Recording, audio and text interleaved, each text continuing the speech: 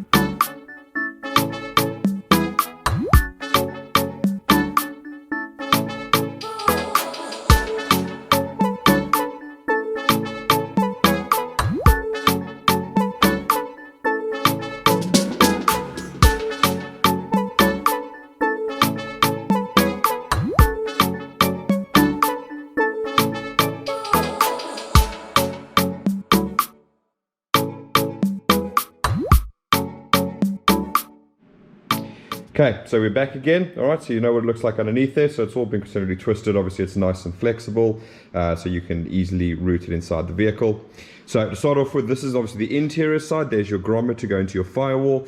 Coming out your grommet, you've got your igniter plugs. So these can be mounted onto the firewall or anywhere where they get a decent ground. So remember, these need to be grounded. Coming inside, obviously, you've got your plugs into your ECU. You've got your harness section that goes off to the fuse box and plugs in there. We've got the body sort of section of the ECU that comes and plugs in here. And then we've got your customer plug over there and over there. For an auto, we've got two plugs. We'll go through all of these in a minute. They are part of this welcome pack that you get, but I'm going to go through them now, so you can always refer to the video if you ever lose this. We do keep it. You can email it to you, no problem. Okay, coming back to the harness, obviously we're coming down here. You've got your molded T-piece over there, which then splits the harness into the two sections. So we'll start here moving forward. Coming out of the back here, obviously you've got injector 8 and injector 6. Everything is actually labeled for you, so there's no guessing what goes where.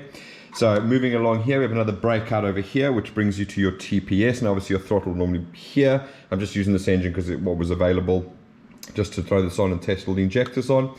And out here, you've also got then injector 4 and injector 2. Coming forward down here, we've got another breakout over here. And in this case, we're coming down to the coil, which is plugged in over there. You've got your coolant for the ECU, which is the 2-wire sensor over there. We've got the single wire sensor, which in your case, there's the 2-wire sensor and the single wire sensor. So they go in together over there. We're coming across here to your idle air control valve. So obviously in your case, that would be effectively like that. Let's put that back up over there so we can see it.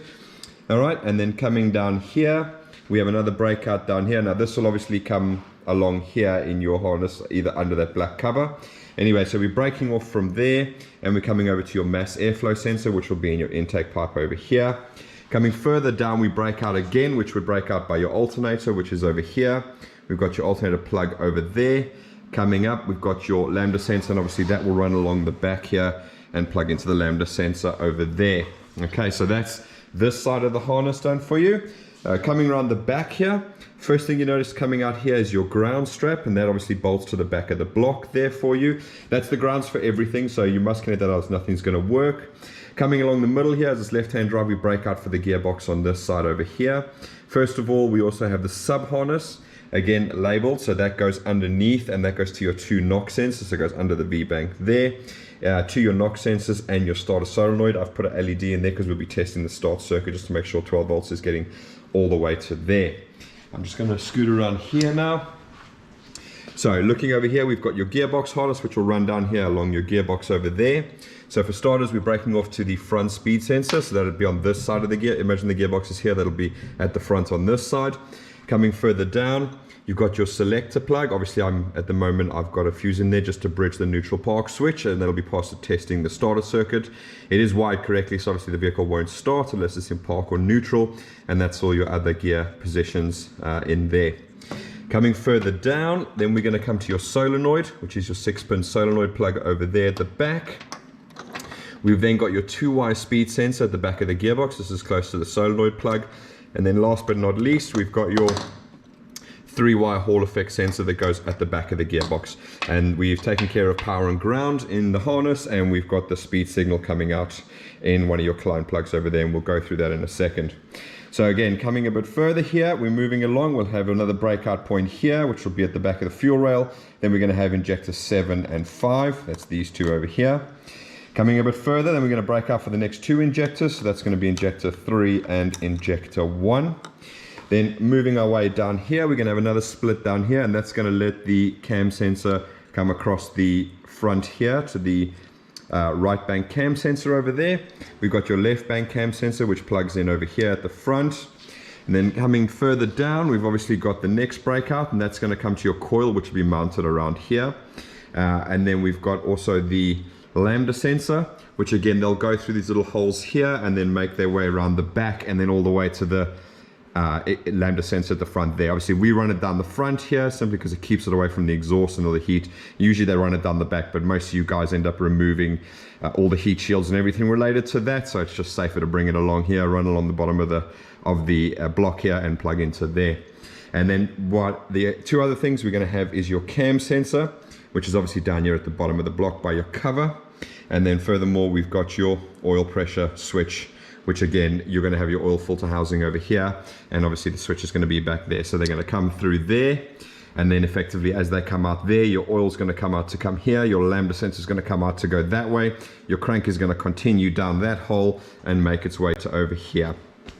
Okay, so yeah, nice and simple. It just basically makes a U shape. It goes around the engine and you just plug everything in as and when, and again all labeled, so it shouldn't be too much of a drama to get that all in. And then you got your gearbox section which goes down there. Okay, so moving over to the customer fuse box over here now. Obviously everything is taken care of in here. We've got your fuel pump relay, we've got your starter relay, we've got your EFI and your circuit opening relay over there. Okay, everything is fused, and part of your welcome pack that you get along with it, obviously we've got the 2 customer plugs here. There's a 12-pin one, which is this one over here, and we've got a 9-pin one, which is this one over here, and we'll go through those in a minute. Here's your entire fuse box diagram, so I'll just move the line out the way so you can see all the relays are labeled, all the fuses are labeled, and exactly what amperage they should be if they need replacing, etc. Okay, so starting on the plugs, I'm going to start on the 12-pin because it's the majority of what you're going to use. Most of these are sort of related to the automatic gearbox, and we'll go through those in a second. But nice and easy, we've got these 2 that are replaced with the white wire here. Those are these 2 red 14 gauge wires you see here. So those are going to need a permanent 12-volt supply. They need a permanent 12-volt supply because the ECU stores any diagnostic codes. So if you connect these to ignition, effectively you're going to reset your ECU every time you turn the key off. Moving along, we've got your black with a red. Now that's going to be your ignition 12 volts. So you can either take that from a key barrel, you can take that from a start switch, however you want to do it. Just requires the 12 volts. We've got your black with the yellow tracer. Now that's your start signal. Again, that is a 12 volt signal. You can take it from the key barrel, start button, whichever one you want to go through. Moving on to here, we've got your gray one, that's your fuel pump. So at the moment I've got it hooked up to the multimeter, so we're going to be testing the fuel pump, making sure it turns on when it's supposed to. And then moving along, we've got your pink with your blue, that's your alternator light. And so we've got these hooked up to LEDs over here. We're going to be testing those in a second to make sure they are connected to the right thing. We've got your yellow with the black, and that's going to be your oil switch. So again, that's just bringing it inside the car. These can just be connected to lights or LEDs, preferably LEDs because they've got a diode and it stops feedback to the alternator. All right, moving along, we've got your yellow with a green. So your yellow with a green just goes to this single wire temp sensor over here. It's got nothing to do with the ECU. It's purely for a gauge and so on. If this particular sensor that comes in here doesn't work with your gauge, again, you can just take this connector off and then put whatever you need on there, whether it be a ring terminal or whatever, depending on what works for you. Coming over here, we've got the yellow wire. Now that is the tacho signal. At the moment, we've got it hooked up to our dash over here, so we're going to be using that to make sure we get a tacho signal from there, so we know that's all okay. We've got a yellow with a red tracer, and that's going to be your check engine light. So there are two check engine lights once the system is fully wired up. We've got the LED inside the fuse box. You'll see that come on when we put the ignition on. We're obviously going to use the dash and its check engine light over there to make sure that this is transmitting correctly. Okay. Now moving on, we've got the white with the blue, and I'm just going to quickly refer back to the diagrams for that. So the white with the blue, now that is your brake switch. Now it is fused inside the fuse box, so don't stress about where you take it, but basically it just needs to get a 12 volts when you press the brake. So the ECU has a signal to know when you're pressing the brake, so that's what that is. We do fuse it inside the box to protect the ECU, but effectively just find the wire that gives 12 volts when you press the brakes, connect it over to that one. And I think the last one that I've got on here is the orange one, and that's technically your overdrive off. So you just supply that with a ground from your overdrive switch, and obviously in the original car on the dash you would have an overdrive off light. Once you connect that to ground, your gearbox will only go 1, 2, 3, it won't go into fourth. Fourth obviously being a 0.7 ratio, that's overdrive. Okay, so those are all the wires in that particular plug over there. Now what we're going to do is we're going to move over to the 9-pin plug that you see here. So there's an overview of what it is, but in a nutshell, you've got pin 1 is black with a red, that's park, and it simply just gives a 12 volts. So if you want to fit like a gear indicator in your cluster or whatever, these will supply 12 volts from the selector. So you got 1 is black, red, park, 2 is red, blue, and that's reverse, obviously important for your reverse lights. 3 will give 12 volts when the gear's in neutral. 4 will give 12 volts when it's in drive. 5 is white, blue, and it'll give 12 volts when they have it in 2. And orange is going to be L. So when it's in L, that'll give you 12 volts. Your red wire, now that's a kick down switch. So these vehicles ran a kick down switch, and they've just connected to ground via a kick down switch. Then number 8 is your PWR mode. So on the gear select on the original car, you would have seen you had basically normal and power mode. So again, you just supply that 12 volts via a PWR switch. You don't have to use the one from the selector. You can just literally have a switch on your dash, label a PWR, and have that in there. Then your black with the yellow, or pin number 9, that's going to be your speed signal. So that's the one that's coming from that 3-wire Hall effect sensor at the back of your gearbox. Obviously, we've supplied 12 volts and ground via the engine harness, so we've just given you the signal to take, so you can use that for a dash and so on. Okay, so those are all the plugs that you have on there. So again, nice and simple. You only need to connect the 2 powers, ignition, start signal, fuel pump. That'll get the engine running as long as you connect the earth, otherwise nothing's going to work. So that'll get the engine running. Everything else is pretty much either related to gearbox. It's not required for it to run, obviously, but you're going to connect all those up. Obviously, this will come in the pack, so don't stress, and we've got it. We can always email it to you if you lose it. Right, so what are we going to be testing now? So we're going to start on your charge light and oil pressure light. So in other words, what we're going to do is we're going to ground out the alternator, which should be giving you the light on your dash, and vice versa, we're going to be grounding out the oil pressure. That should then light up the LEDs. Then we're going to put the ignition on, and we're going to check the engine light. So in other words, we want to see the LED come on the fuse box. We want to see the check engine light come up on the dash. Then we're happy. Then what we're going to do is I've put fuel pump and starter circuit together because the fuel pump has 2 tests. Effectively, I've got a nice long video on how fuel pump systems work in terms of the Toyota and Lexus systems. So if you do want a more in-depth look into that, find that video in the, I think it's the More You Know playlist. And effectively what we're going to do is when we give the ECU a starter signal, the fuel pump should kick in. We should see 12 volts there because we've got it hooked up to our grey wire. And then obviously when we start feeding an RPM signal to the ECU there at the front from our little box, then what we're going to do is we're going to see that 14 volts pop up again. 14 volts because I've got the charger on. Okay. The starter circuit, obviously we're going to do the starter circuit. That's going to make the LED light up. What I'm going to also do is I'm going to pull out that fuse just to show you that obviously if it's not in park or neutral, it won't start. I do have a good video on park neutral switches and how they work because they are effectively 2 separate circuits. You've got your park neutral switch for your starter relay, and then you've got obviously the gear indication, and there are some gears that are indicated to the ECU, and that's obviously all taken care of. Okay. Then what we're going to do is once we've done that, we're going to then feed the RPM signal to the ECU. Then what we're going to do is we're going to go over to the cluster, look at the tacho, make sure we're getting a signal through there. Then we're going to go through and we're going to check that all of these coils are firing. So we've got 2 coils on either side. And there we'll check that we got spark on there. and we'll come over here and make sure we got spark on this one. Then we're going to go around each individual injector, plug it in and make sure that we are clicking. And part of that process with the RPM feeding, we're also going to check the idle air control valve.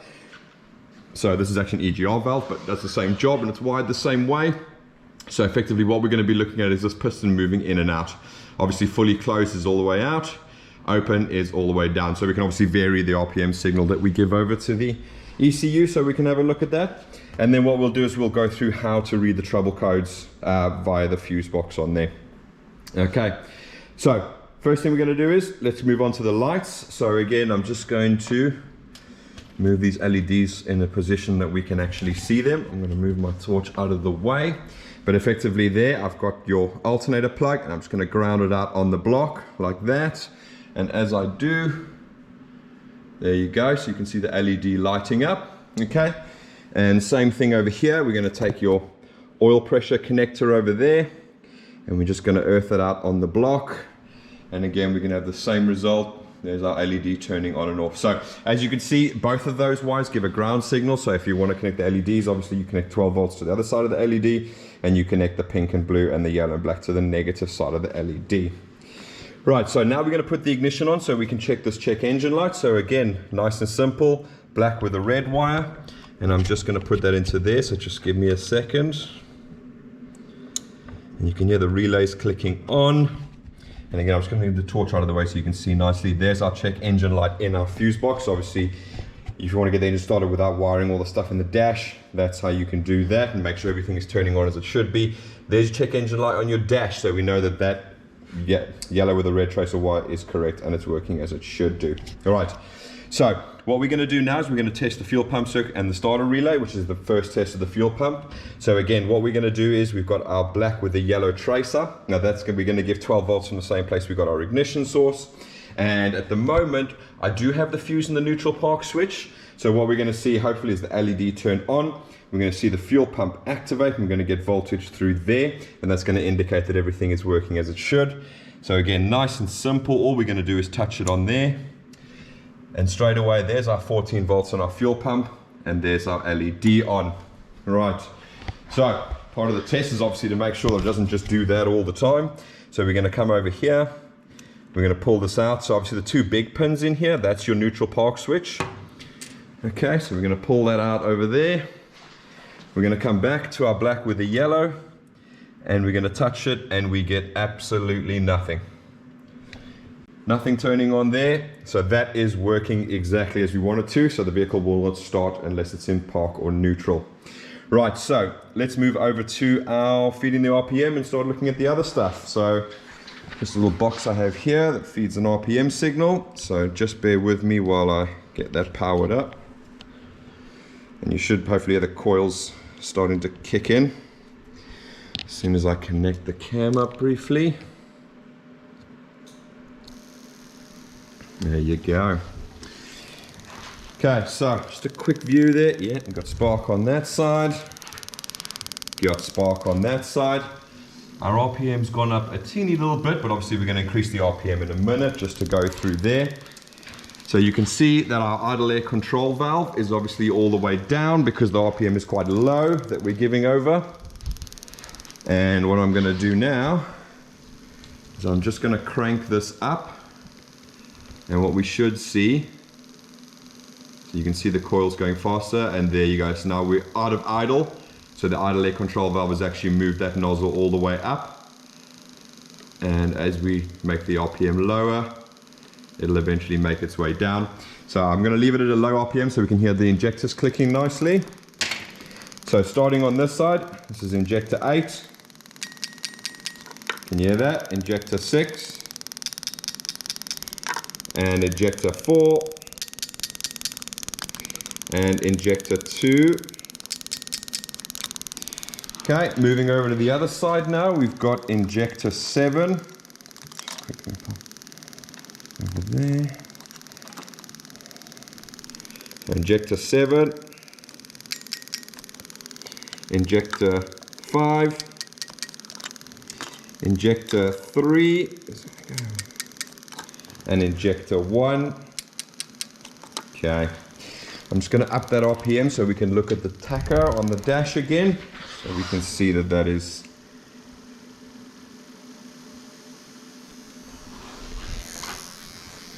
and you can see now that has climbed up a lot, so I'm happy with that.